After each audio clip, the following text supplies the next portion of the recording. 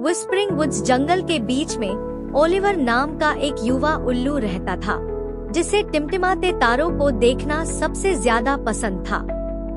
Oliver एक दयालु उल्लू था, लेकिन उसे अक्सर लगता था कि उसकी अपनी खासियत चुपचाप उड़ना कुछ खास नहीं थी।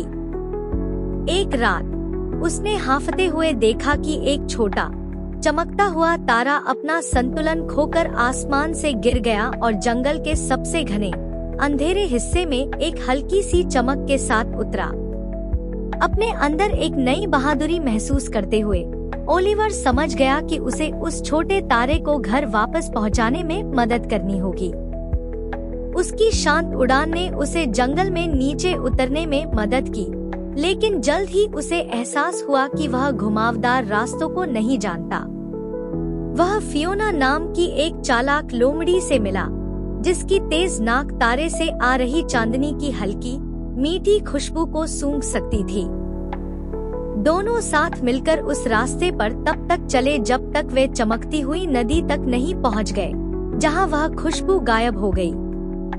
जैसे ही वे चिंता करने लगे, उनकी मुलाकात फ्रेडी नाम के एक बुद्धिमान बूढ़े मेंढक से हुई, जिसके बड़े कानों ने तारे के दूसरी तरफ एक घनी कांटेदार झाड़ी के भीतर गिरने की हल्की टन की आवाज सुनी थी। वह झाड़ी फियोना के लिए बहुत कांटेदार थी और अंदर देखने के लिए बहुत अंधेरा था। यह ओलिवर का पल था। उसने अपनी खास कला को याद किया और धीमी कोमल हू की आवाजें निकाली, जिसे केवल सबसे छोटे जीव ही सुन सकते थे। जवाब में दोस्ताना जुगनुओं का एक जादुई झुंड प्रकट हुआ, जिसने पूरी कांटेदार झाड़ी को अपनी कोमल चमक से रोशन कर दिया।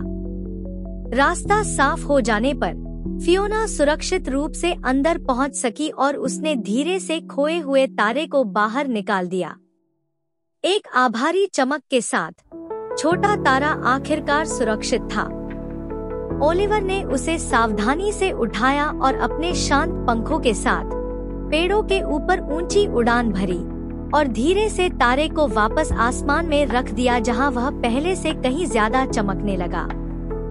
ओलिवर और उसके नए दोस्तों ने महसूस किया कि उस दिन को बचाने के लिए हर किसी की अनोखी प्रतिभा, लोमड़ी की नाक, मेंढक के कान, जुगनुओं की रोशनी और उल्लू की शांत उड़ान की जरूरत थी, जिससे यह साबित हो गया कि साथ मिलकर काम करने से कोई भी मिशन संभव हो जाता है।